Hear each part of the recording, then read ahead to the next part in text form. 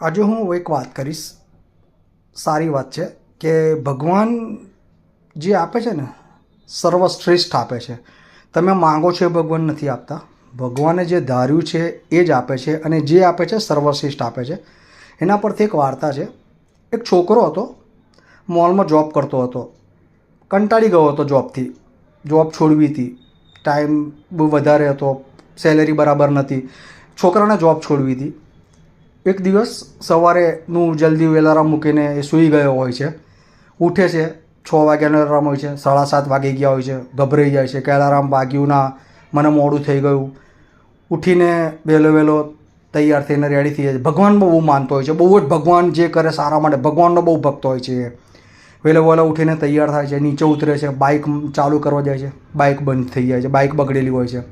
ફટાફટ બહાર નીકળે છે, રિક્ષા પકડવા જાય છે, રિક્ષા મળતી નથી, થોડેક સુધી ચાલીને જાય છે. એક બસ મળે છે, બસમાં બેસીને જોબ પર પહોંચે છે. જોબ પર પહોંચે છે, એનો સાહેબ એને ખખડાવે છે, જોબ ચાલુ કરે છે, કારણ કે અડધો કલાક લેટ થઈ ગયો છે. લંચ અવર્સ પડે છે, ટિફિન ભૂલી ગયો હોય છે. કેન્ટીનમાં જમવા જાય છે, કેન્ટીનનું જમવાનું ખલાસ થઈ ગયું હોય છે. લારી પર જમવા જાય છે, લારી પરનો નાસ્તો ખાલી થઈ ગયો છે, ખાલી બટાકા પૌવા અને છાશ મળે છે. લઈને નાસ્તો કરીને એ થઈ જાય છે કે ભગવાન આજે કેમ મારો આવો દિવસ કાઢ્યો, ભગવાન પર ગુસ્સે થાય છે. આમ કરતાં સાંજ પડી જાય છે. સાંજ પડે છે, એની ઇન્ટરવ્યૂ માટેનો ફોન આવે છે. ફોન ઉઠાવે છે, ઇન્ટરવ્યૂ આપતો હોય છે વ્યવસ્થિત.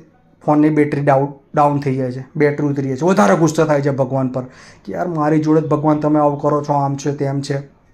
એમ કરતો ઘરે જાય છે. રાત પડી જાય છે, સૂઈ જાય છે. અડધી રાતે લાઇટો જતી રહે છે.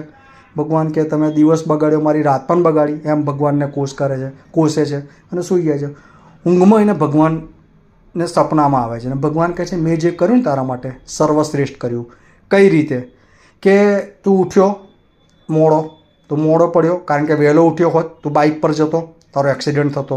તું જે રિક્ષામાં જવાનો હતો એ રિક્ષા પલટી ખાઈ જવાની હતી, એટલે તું બસમાં ગયો. તું જોબ પર ગયો, જોબ પર અડધો કલાક વહેલો ગયો તો સાહેબનો બહુ ખતરનાક ગુસ્સો હતો, તને કાઢી મેલતા.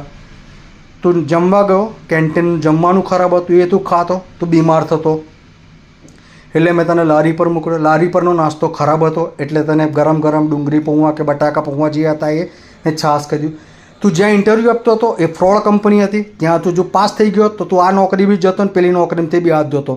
એટલે ભગવાન કહે છે મેં તારા માટે જે કર્યું સર્વશ્રેષ્ઠ જ કર્યું છે.